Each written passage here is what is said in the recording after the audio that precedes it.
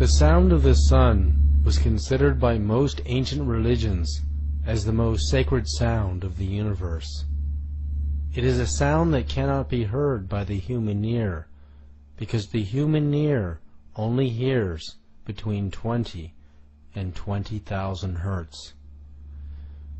The sound of the sun is much lower in frequency and also much higher in frequency than we can hear.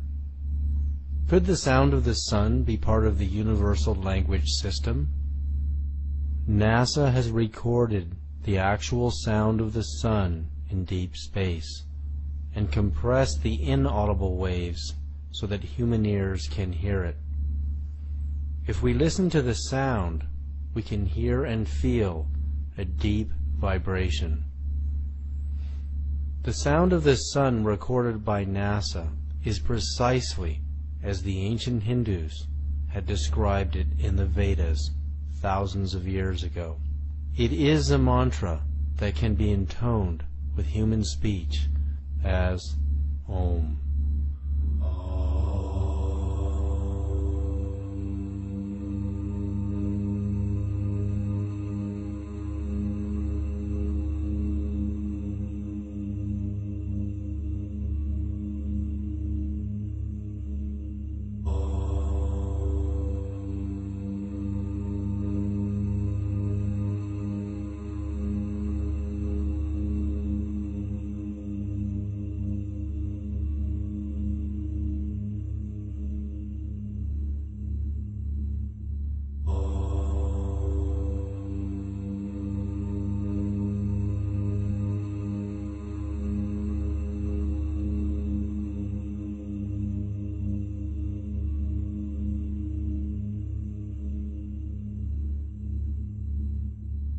In the 6th century BC, Pythagoras also heard the sound of the sun and described it as a deep resonant hum with higher frequencies blended into it.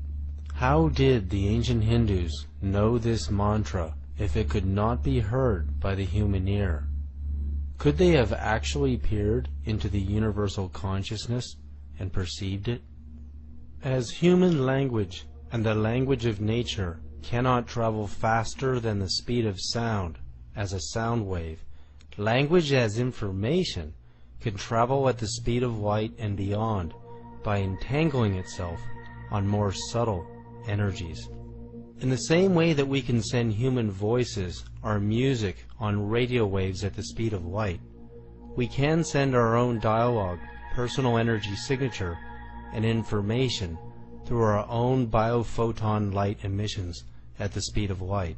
While the speed of light is useful to communicate within the solar system, it cannot take us far beyond it in any reasonable amount of time. In this way, biophoton emissions are limited, while more subtle bioenergies are not.